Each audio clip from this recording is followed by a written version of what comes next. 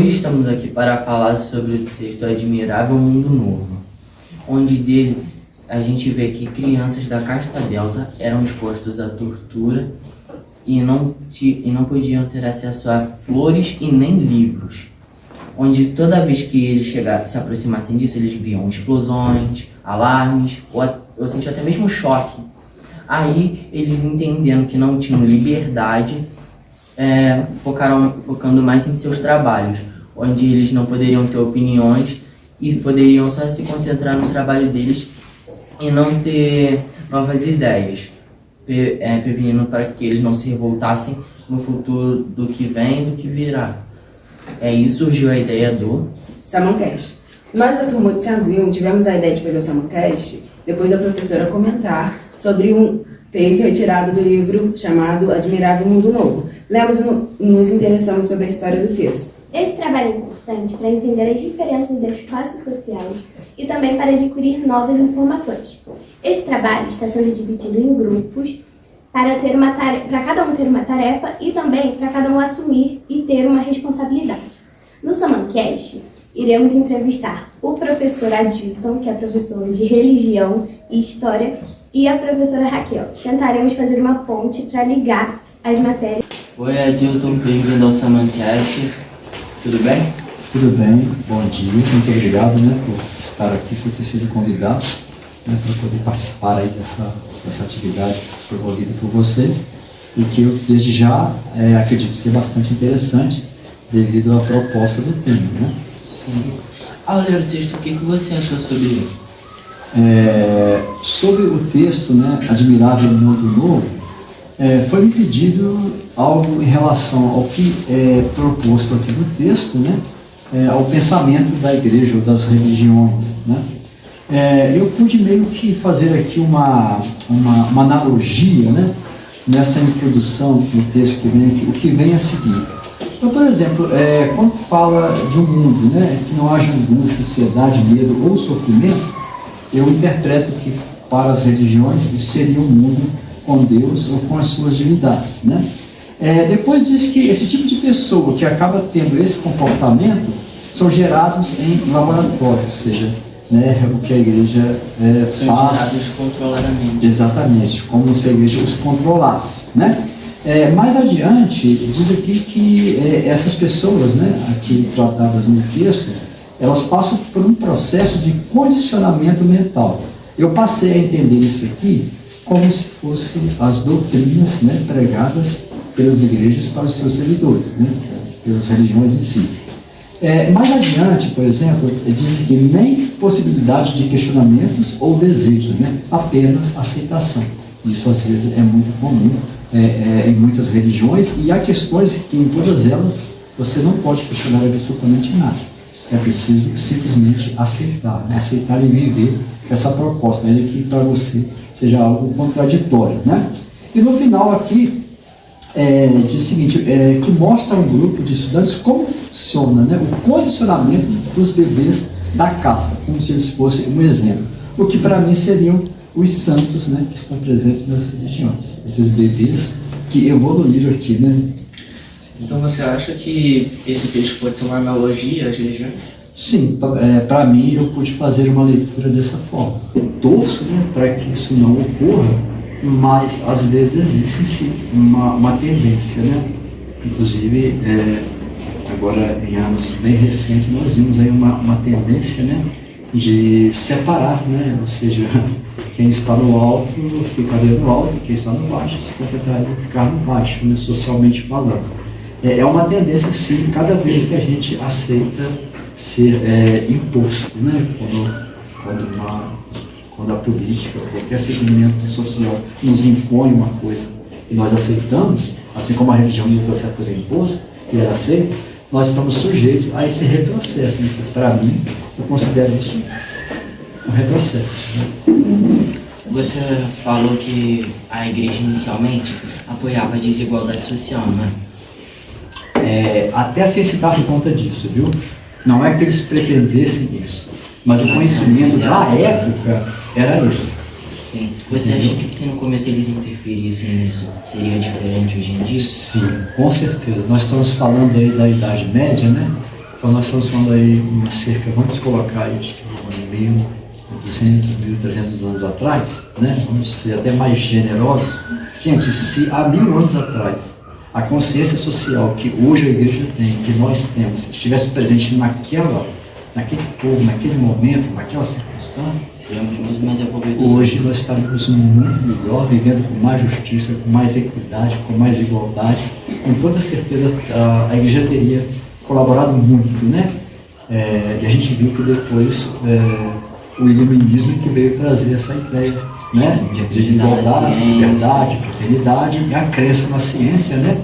Como condutor do homem, né? Primeiramente. Você acha que tem mais alguma, como posso dizer, alguma equipe ou alguma coisa assim, não uma equipe, mas tipo a igreja naquela época? Você acha que tem mais alguma coisa assim que esteja trazendo essa desigualdade para o mundo? Dentro da igreja ou de outras formas? Da igreja, de outras formas mesmo. Olha, dentro da igreja mesmo, né, que é a área pela qual eu fui, né, chamado a falar, porque é uma área que eu trabalho também, né, essa história. Sim, eu acredito que sim. Mas acredito mais assim, como forma individual, né? Não acredito que haja um grupo, né, para poder trabalhar isso voluntariamente, sabendo que isso vai prejudicar o outro. Não creio muito nisso, mas creio que voluntariamente seja algo de individualidade. Sim. Mais alguma pergunta? Nunca tinha pensado. Tá, então é isso. Muito obrigado. Sou eu que agradeço. Eu considerei o tema muito rico, né? Muito bom trabalhar nisso. Saber que vocês estão envolvidos em uma temática que pode fazer da nossa sociedade, né, ainda que hierarquizada, mas de uma hierarquia construtiva, né? De construir uma sociedade melhor para todos nós. Sim, muito obrigado. Sobre o texto e as nossas opiniões, eu acho realista, de forma mais aumentativa, porque a separação de pessoas realmente ocorre em classes, só que não em castas, obviamente. Por exemplo, de formas sexuais, raciais, religiosas, isso realmente ocorre nos dias atuais. Exemplo, quando as pessoas vão trabalhar, pode ocorrer separação por classe, raça, várias coisas. Por exemplo, uma mulher, antigamente, ou até mesmo nos dias atuais, recebe menos, pessoas que usam hijab ou burca realmente sofrem mais preconceito, então é realmente mais separado as pessoas. Na minha opinião, o texto é muito interessante pelo simples fato que ele mostra como as coisas ruins que o ser humano fez, faz e pode continuar fazendo. E também eu acho que o texto pode ser uma analogia à religião, como o professor Adilton disse na entrevista dele, pelo simples fato de que o texto ele mostra um estilo de ditadura, mais ou menos assim, que na igreja antigamente era igual uma ditadura. Qualquer coisa que você fazia, tipo um livro, um quadro errado, era jogado no lixo e você tinha muita chance de ser preso. E não é um pouco parecido com o que aconteceu no texto, tipo, os bebês eles só queriam testar coisas novas, por exemplo, encostar nas flores porque elas eram bonitas, ou encostar nos livros infantis porque eles tinham muitas cores e muitas palavras, coisas novas para eles. Só que eles não podiam, eles eram penalizados logo depois de tentar fazer isso e pegavam medo das coisas que eles tentaram encostar. Oi, bom dia. Bom dia. Estamos aqui no Samancast para te perguntar sobre o texto Admirável Mundo Novo. Ótimo. Então, por que você acha que os bebês sofriam tortura psicológica e física? Então, a ideia do livro, né, pelo que eu li, que vocês me enviaram, é fazer os bebês terem um processo de condicionamento ali para fazer com que eles sigam a lógica daquela sociedade. Então, essa tortura faz parte desse processo de condicionamento, né? Eles são treinados desde o dia do nascimento, desde que eles eram bebezinhos, para seguirem o processo todo que era o interesse daquela elite que dominava a sociedade. Para que eles se mantessem no lugar deles. Exatamente. O processo de condicionamento, o final, né, o objetivo final, tem essa proposta, esse objetivo aí de você eles não fazerem mais do que são propostos a fazer. Exatamente. Você é torturado desde criança e aí você é condicionado, tanto que o processo se chama condicionamento, para seguir toda essa lógica que você vai seguir durante a vida inteira. Você vai ali se manter dentro do que eles propõem, você vai... A desculpa, né, clássica que tem é que seria uma sociedade feliz, porque uma sociedade feliz não questionaria nada. Só que até essa felicidade é programada através da tortura. Então eles excluem uma coisa que é primordial para todos os seres humanos, cara, que é a individualidade. Não há individualidade. E aí eles oprimem toda essa individualidade através de quê? Dessas torturas, através de excluir uma cultura dessas pessoas, excluir a religião dessas pessoas. É toda uma tecnologia baseada nesse condicionamento. Então a tortura serve para isso. Para que esses indivíduos fiquem ali nas suas castas, né? Fiquem nos seus blocos e não pensem nem em sair. A tortura serve para você não questionar. Então a tortura servia para que você acreditasse que não teria nenhuma outra saída. Se você só conhece uma realidade, você não vê outra saída. Se eu te falo que essa garrafa é branca com detalhes rosas, você vai acreditar em mim porque você foi condicionado a sua vida inteira a acreditar que essa cor aqui é branca. Que esse detalhe aqui é rosa porque você ouviu a vida inteira que isso era rosa. Se eu falo que a garrafa é amarela, você vai surtar. Como assim amarela? Não faz sentido, tá errado, eu tô vendo outra coisa. Daltonia. Ou vai tentar achar uma desculpa dentro disso, né?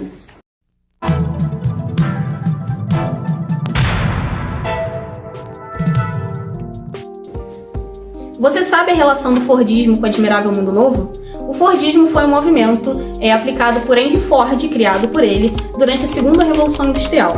A ideia era aumentar a produtividade na sua indústria automobilística. Então, o trabalhador ficava especializado em apenas um processo da produção do carro. Ele ia lá, fazia o que ele precisava fazer no processo de produção, trabalhava ali, passava a peça na esteira para o lado e voltava a fazer o mesmo processo do início. Ele ficava sem individualidade nenhuma, sem criatividade nenhuma e ficava focado em produzir cada vez mais. Em Admirável Mundo Novo, acontece isso com as pessoas, é a mesma lógica. Só que ao invés de carros, as pessoas são programadas a terem uma vida específica, sem individualidade, produção em massa de seres humanos para que sigam a lógica que interessa à elite. Então é a mesma lógica de falta de individualidade, cultura, tanto no Fordismo quanto em Admirável Mundo Novo. Você não tem liberdade de nada, você se torna ali um ser oprimido, né? Que causa às vezes opressão também, né? Você acha que essas pessoas que sofrem por isso, no futuro, você acha que elas vão ser pessoas mais agressivas com todo mundo? Ou elas vão ser mais amigáveis com as outras pessoas? Então, essa pergunta é legal porque essas pessoas que eram condicionadas, apesar de elas sofrerem violência, e numa sociedade assim, que é a nossa realidade, a gente pensa, pessoas que têm algum histórico de violência podem acabar adquirindo aí também ações violentas durante a sua vida, né? Isso pode acontecer por só conhecerem, às vezes, uma realidade assim. Nesse caso, não. Porque o projeto era criar ali pessoas moldadas e felizes. Então, não tinha nem a individualidade para sair da caixinha. Pode ser que gere violência? Sim, claro.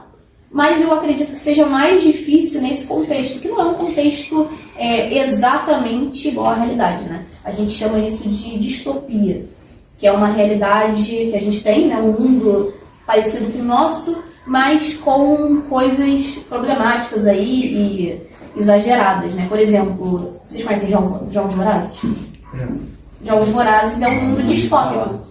Jogos Vorazes é igual ao nosso mundo assim, só que tem também as divisões, né, na sociedade e cada um segue sua lógica ali. Eles se revoltam. Só que no livro Admirável Mundo Novo, a lógica é você manter as pessoas felizes. Porque pessoas felizes não reclamam, né? Ficam não só no seu incomodam. ponto. Ela Então é isso. eu tô feliz, por que eu vou fazer mais do que Porque isso? Eu fui torturado.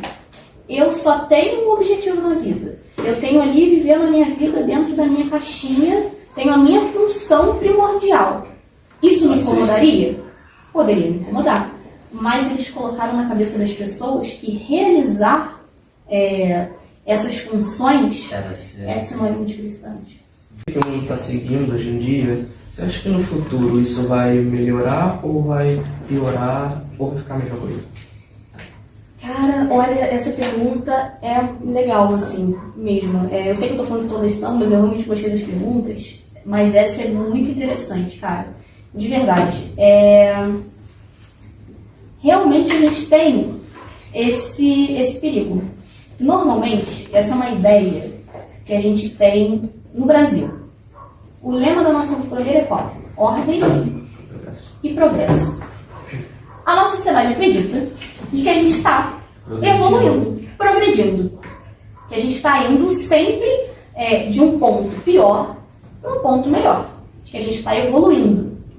Agora pensamos o seguinte. Falei com vocês do exemplo da ditadura. A ditadura foi instaurada no Brasil depois que a gente já tinha um governo democrático. Tiraram a nossa liberdade para instaurar uma ditadura. E isso pode acontecer em qualquer momento, quando a gente para de questionar. A gente para de ter a nossa liberdade e individualidade e a gente acaba sendo refém de qualquer coisa. Que a gente para de pensar de uma forma que a gente queira melhorar de fato. Então, essa lógica de que a gente está impossível de sofrer uma regressão, que a gente vai sempre seguir para o melhor. Não. Se a gente não luta para seguir para o melhor, se a gente não luta para melhorar a nossa sociedade, para melhorar a saúde do nosso país, para melhorar qualquer aspecto que nos incomode, a gente não tem melhoria nenhuma, não tem evolução. Você expressa só um tipo de coisa e a controlada, como você falou, é moldada e não pode argumentar, não tem evolução. Porque se a gente já progredir, eles vão ficar parados no mesmo lugar. Um exemplo igual você falou de tecnologia. Também. Tipo, se você não acredita que uma tecnologia pode ser melhorada, pode ser modificada e aprimorada, não tem como tu andar pra frente, tu vai ficar parado naquilo. Em todos os campos, né? A gente consegue observar as possibilidades de evolução no campo político, tecnológico, em questão do meio ambiente. Por exemplo, o meio ambiente é uma questão importantíssima que a gente tem que se atentar, porque a gente pode acabar com as condições da gente viver no nosso planeta. E aí, se a gente não se atenta a esse fato, não pensa criticamente, a gente vai só seguindo o recurso. Bom, no texto fala-se sobre uma sociedade divididas em castas na qual são feitos para não questionarem. Atualmente, isso ainda ocorre de forma diferente. Nós separamos as pessoas por classes sociais, sexo, cor ou religião.